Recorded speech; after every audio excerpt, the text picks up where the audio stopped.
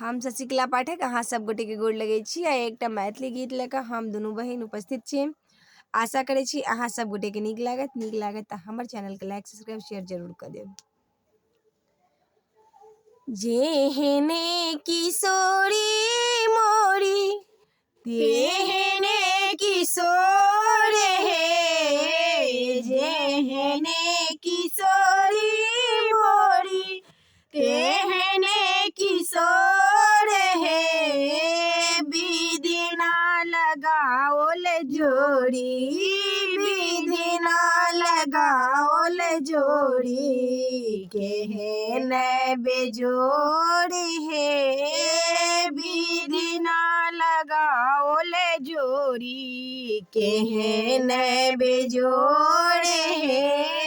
श्यामल वदन घुमरल घटा घन घोर हे, श्यामल वदन घुमरल घटा घन घोर हे, घटा घन घोर हे। महर किशोरी मोरी पूनमई जोड़ हे, महर किशोरी मोरी पूनमई जोड़ हे, विधि ना लगाओल जोड़ी, केहन बेजोड़ हे। जेहने किशोरी मोरी तेहने किशोर हे, जेहने किशोरी मोरी तेहने किशोर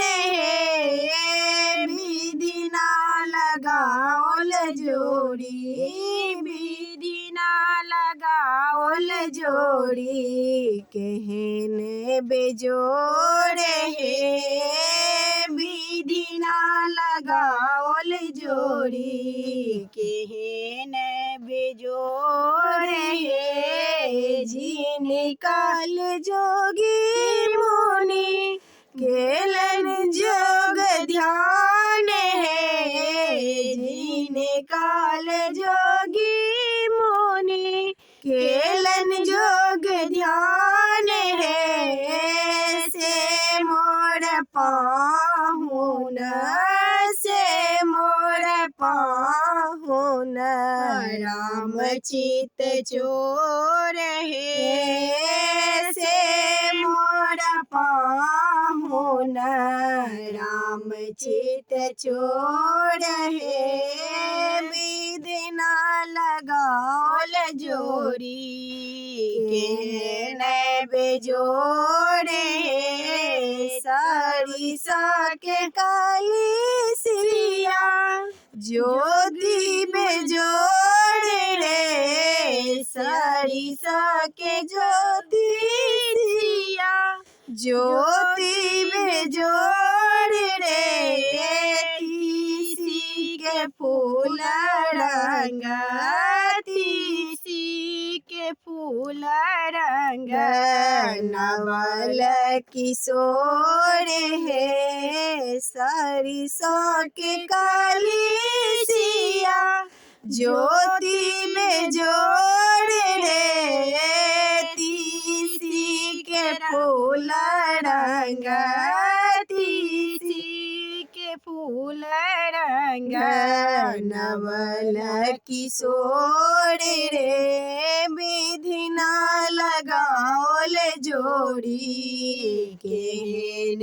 बेजोड़ रे। जेहने किशोरी मोरी तेहने किशोर रे, जेहने किशोरी मोरी तेहने किशोर हे, विधि ना लगाओल जोड़ी, विधि ना लगाओल जोड़ी, केहन बेजोड़ हे, विधि ना लगाओल जोड़ी, केहन बेजोड़ी हे।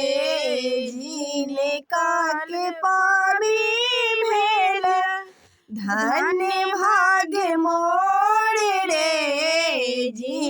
काके पावी भेल धन्य भाग्य मोर हे सरस सिनेह बनल सरस सिनेह बनल रेशम के डोरी रे सरस सिनेह बनल रेशम के डोरी रे बिदिना लगाओल जोड़ी केहने बेजोड़ी रे जेहने किशोरी मोरी तेहने किशोरी रे जेहने किशोरी मोरी तेहने किशोरी है विधि ना लगाओल